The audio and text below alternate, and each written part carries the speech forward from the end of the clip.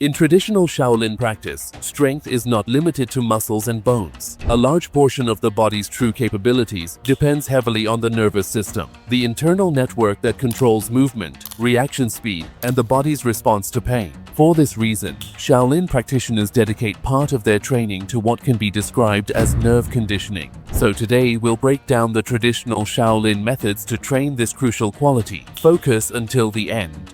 What is actually the role of the nervous system? Before a punch is thrown or a stance is held, signals travel from the brain through the spinal cord and into the muscles. These signals determine how quickly muscles contract, how efficiently force is produced, and how the body reacts to external stimuli such as strikes or pressure. However, the nervous system also carries pain signals and fatigue warnings. When the body experiences discomfort or stress, the brain often reacts by reducing effort or forcing the individual to stop. Shaolin training addresses this limitation by gradually teaching the practitioner to remain composed and functional even when the body experiences discomfort or impact. Core methods of Shaolin nerve training include progressive impact conditioning. One of the fundamental approaches is gradual exposure to controlled impact. Practitioners may lightly strike or tap specific areas of the body, such as the forearms, shoulders, or torso using their hands, bamboo rods, or padded implements. At the early stages, the contact is extremely light. As the body adapts, the intensity slowly increases. This process serves two main purposes.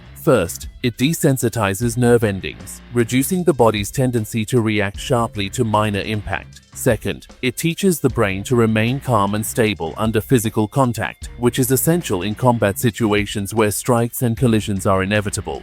Endurance stance training. Another powerful form of nerve conditioning appears in the long static stances that are famous in Shaolin training. One of the most widely practiced examples is the horse stance, previously demonstrated in this video. Another example is the popular wall sit exercise. In this exercise, the practitioner leans their back against a wall and lowers the body until the thighs are parallel to the ground, creating a seated position without a chair. The posture is then held for extended periods. The deeper value of this exercise lies in the interaction between muscular fatigue and the nervous system. When the legs begin to burn and tremble, the nervous system sends powerful signals urging the body to stop the effort. And by maintaining the position regardless, the practitioner learns to override premature fatigue signals. So with time, this process develops not only muscular endurance, but also greater neurological tolerance to discomfort, strengthening the practitioner's ability to remain steady and focused even when the body is under intense physical strain.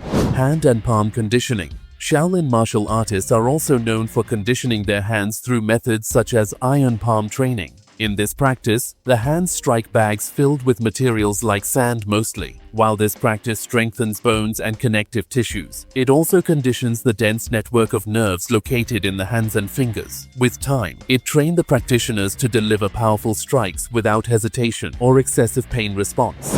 Breath control and nervous system regulation.